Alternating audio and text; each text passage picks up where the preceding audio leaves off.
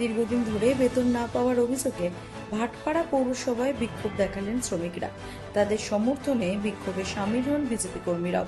অভিযোগ 2-3 মাস ধরে পৌরসভায় বহু কর্মীর বেতন বন্ধ হয়ে রয়েছে। ভোটের ফলাফলের পর থেকে অনেক কর্মী পৌরসভায় আসছেন না বলেও দাবি বিজেপির। বিক্ষোভকারীদের বক্তব্য, তারা পৌরসভা দখল করতে আসেননি, তবে পরিষেবা স্বাভাবিক রাখতে কর্মীদের বেতন দ্রুত মেটাতে হবে, না হলে সাধারণ মানুষই সমস্যায় পড়বেন।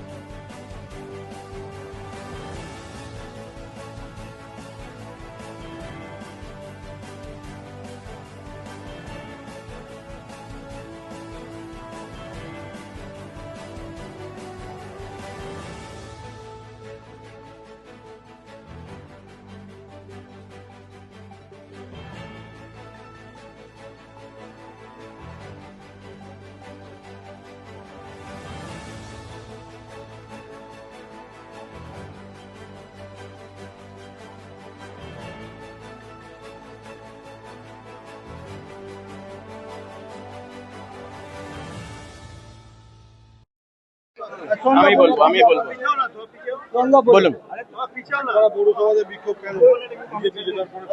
বিজেপি তরফ থেকে বিক্ষোভ হচ্ছে।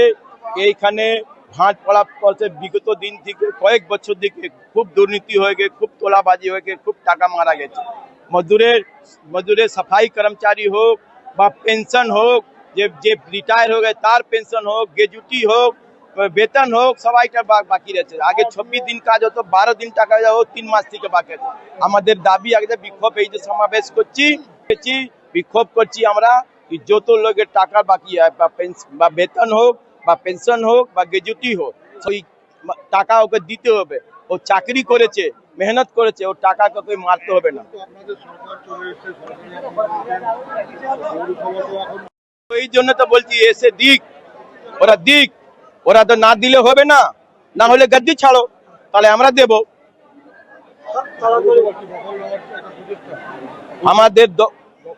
আমাদের দখল নেওয়া প্রচেষ্টা না, আমাদের ইনসাফ করা প্রচেষ্টা আছে। হ্যাঁ, যারা টাকা পায়নি এই জন্য আমরা আছি, না দখল করতে আসিনি। তোমরা যদি না চালাতে পারছো, না কাজ করতে পারছো, না টাকা দিতে পারছো, তাহলে গদ্দি ছাড়ো, তাহলে আমরা চালাবো। আশেপাশে তো মেসেজ যাবে, তো ও আসুক দিক। এমনি পালালে তো হবে না, জনগণ ছাড়বে না। জনগণের সরকার যেটা চাইছিল, খুব বেশি, মোটামুটি 2 থেকে 2200 অব্দি লোক আছে বাকি, আমার লোক বাকি আছে 700 এমনি বাকি আছে, আর পার্মানেন্ট। ব্যুরো রিপোর্ট, রাতের নিউজ নেটওয়ার্ক।